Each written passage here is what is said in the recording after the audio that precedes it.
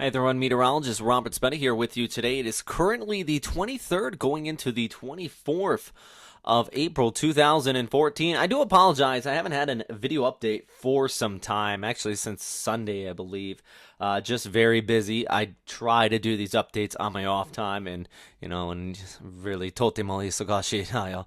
I don't really have too much time. So, with that said, let's get into what's going on out here. And I think I want to start off with what has been happening the last several days. We've been watching a low pressure area that has been lingering just east of the Philippines. And it's pushing off towards the west and now has moved onshore over southern Luzon in the northern portions of Visayas. But to be honest with you, this really was never a big threat. I know long range models about a week ago did call something for it to occur.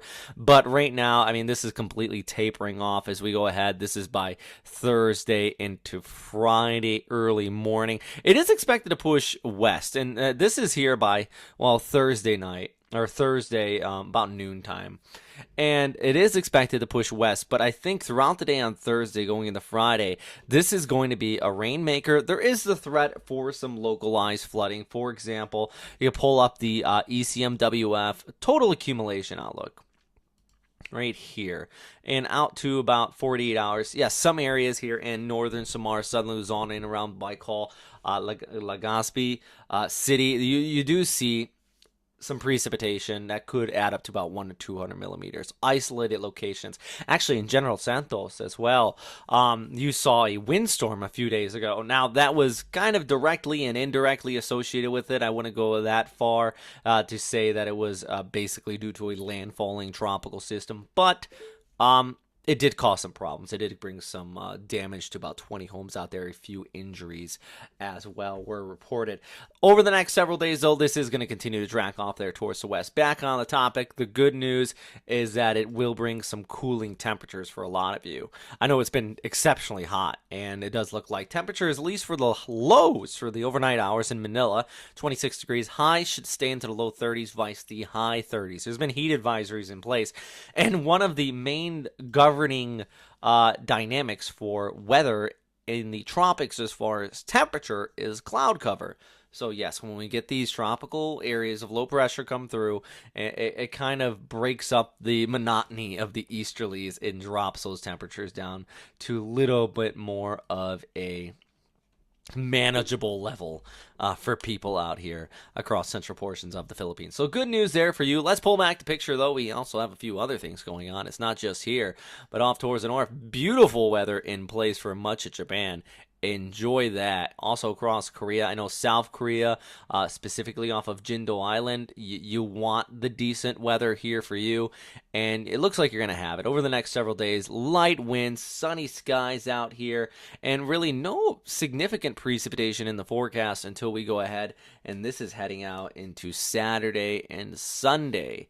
We have a low pressure area that's going to develop out of eastern China, and that will bring some gusty winds and heavy precipitation by the end of the weekend for South Korea and eastern China. Until then, much of Japan also dealing with some pretty decent weather. I know if you're in Okinawa, you've been seeing these easterly winds, but for the most part, things shouldn't remain too hectic there for you. Southeastern China, on the other hand, we are going to see that stationary boundary, the beginning of the Mayu front continuing to remain in place through the coming days. But I think this is the bigger topic. I want to talk about this. Take a look to the north. I'll get rid of the cloud cover so you can see where the precipitation is and where the snowfall is there in the white. Watch this. Look at all that snow in parts of China. A big low pressure area is up here towards the north, and it is dragging in all this cold air out of Mongolia and the central portions of China, even across the Tibetan Plateau. Lots of snow out here.